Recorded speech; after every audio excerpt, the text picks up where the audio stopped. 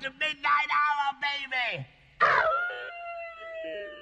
Our film starts with 5 minutes of a kid delivering newspapers on his bike. He cut his hand earlier, so most of the papers have blood all over them, which doesn't make Foreman from that 70s show very happy, and probably leads to him choosing a life of crime and trying to kill RoboCop later in life. Then we get some poor kid getting advice from everyone about his non-existent love life with a Halloween party coming up. We then watch him go to school, where we get that the learning part apparently doesn't exist, and everyone just stands around and talks or plays hangman. Eventually the teacher does show up, and everyone notices that she's hot. Eventually, our poor nerd Phil tries to ask ditzy blonde Mary to the party, but gets ignored because Mary all of a sudden wants to learn. Our hot substitute teacher is Miss Jensen. A stereotypical jock guy in the class claps after basically anything she says, probably growing up one day to create OnlyFans. We then get an oral presentation from Phil that tells us about how the town's history revolves around witches and curses, and that one of his classmates, Melissa, is a relative to the witch whose name was Lucinda Cavender, who was a former slave that cursed the town, which sounds really fun for one of 2 black people in a class to hear about their relatives being hung, but Melissa seems fine. Plus, the other one is LeVar Burton, and we all know he loves stories. After class, the kids decide they want to break into the local museum and grab the clothes of the dead people from the story. They then find a hidden passage in the museum, and of course they decide going down there sounds fun. They then decide to start opening stuff. Melissa drops the drawer, and they all have to book it with all the stuff they just stole. After a getaway scene where Wilson Pickett's Midnight Hour plays, justifying the name of the film, they head to a cemetery to change clothes. They then start opening the stuff they found, get obsessed with the creepiest stuff, including a scroll with Latin words written in blood. Melissa reads the scroll, which is never good, but what are 80s horror without dumb kids waking the dead?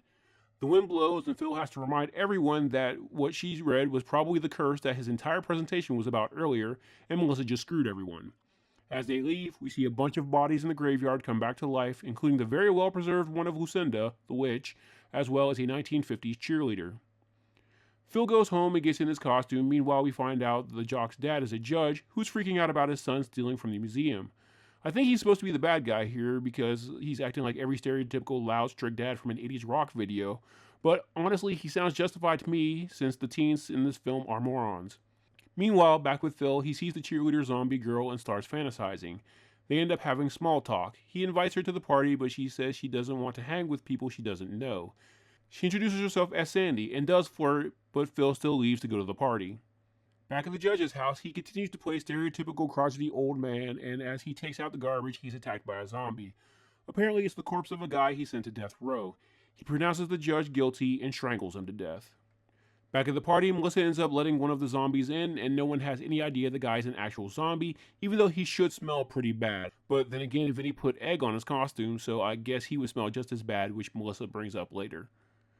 Phil arrives and, unbeknownst to him, runs into the witch Lucinda, who just kind of stands there while he talks to her. As he sees other actual zombies show up, he finds it weird. We later find out that Miss Jensen is at the party, dressed as David Bowie, and her date, who we never actually see, is Death. She asks for wine at a party for teenagers, and apparently she gets it. Somewhere else around town, we see the security guard from the museum get mauled by a zombie. Eventually, Mary arrives, and Phil tries to shoot a shot, but is totally ignored. One of the tiny zombies then shows up to hang with him to help him feel better. In the bathroom, Melissa complains about Vinny to Mary. When Mary leaves, Lucinda shows up and talks about Melissa's dress. She then creeps toward Melissa's neck, but Mary shows up before she could do anything. When they get back to the party, Miss Jensen has apparently downed the rest of the wine already and needs more, so Melissa goes down to the cellar to go get it. Back outside, the security guard awakens as an ugly zombie vampire thing. In the cellar, Lucinda once again appears behind Melissa. She starts talking about quenching thirst to be passed down, fangs out, and then bites Melissa. There's only one thing that can quench the thirst. The unbearable thirst, the thirst of the centuries to be passed on forever.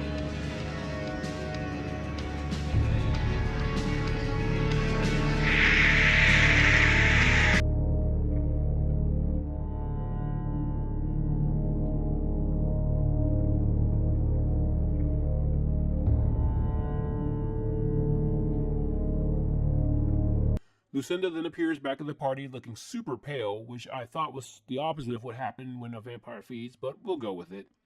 Melissa then shows up and decides to seduce Vinny, just as he was complaining about her giving him the cold shoulder. Phil then gets frustrated at everyone having someone but him and decides to leave. As he drives off, he finds Sandy sitting on the side of the road looking sad. She complains that everything is different, including commenting on remakes of old music, so she really hates the 2020s then. She talks him into putting the top down on his car and giving her a ride. They then go to a stoplight where she convinces him to drag race a Trans Am, and afterward basically becomes really high maintenance and needy. Back at the party, Mary complains about no one paying attention to her until it's pointed out that Phil left because she wouldn't pay attention to him. After she leaves, Melissa fangs out and bites Vinny.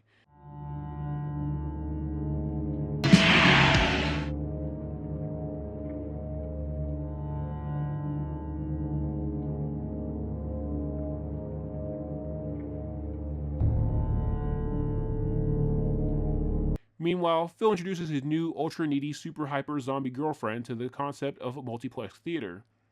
This girl was clearly a delinquent when she was alive because she's already trying to hump Phil after knowing him for maybe 30 minutes. Makes you wonder how she died. I'm thinking hockey mask slasher. As they go into the backseat of his car to get to know each other better, a monster jumps onto the roof of the car and attacks. Phil gets to the driver's seat and takes off, knocking the monster who attacked them into some water, with the scene basically parodying the Jason Voorhees drowning scene. Phil heads to the police station, where there are a lot of people complaining of monster sighting, and the police aren't very helpful. Again, all the reason why Clarence Boddicker shouldn't be your head of police. Phil then explains everything they did up to that point to Sandy, who then for some reason has to explain to him that the ritual worked, which he still doesn't believe. She then tells him how to stop it all, and tells him it has to be stopped before midnight or everyone killed comes back as something evil. Just then, the judge's car hits Phil's, and you see that he's now a demon as well, which now convinces Phil. The movie then stops for intermission, where you get a song and dance performed by Sherrie Belafonte. This is 1985, so I guess everyone needs a music video, including made-for-TV horror movies. Back at Phil's place, he and Sandy start coating bullets in silver. They have to leave when his dad reveals himself as a monster.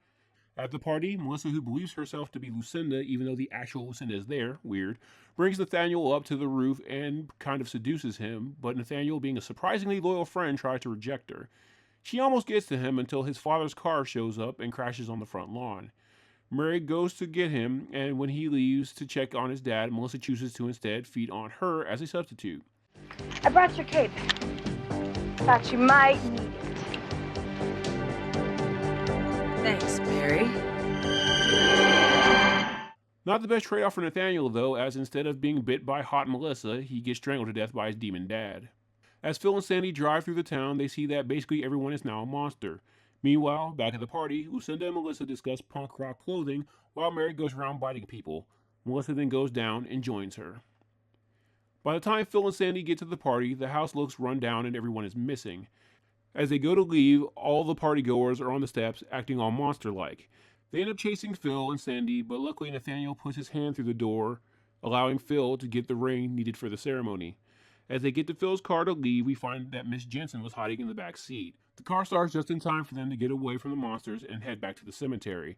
Just as Phil's about to break into the mausoleum to get what they need for the ritual to break the curse, Miss Jensen fangs out and attempts to bite him. Sandy then hits her with a flashlight to knock her out. Phil, look out!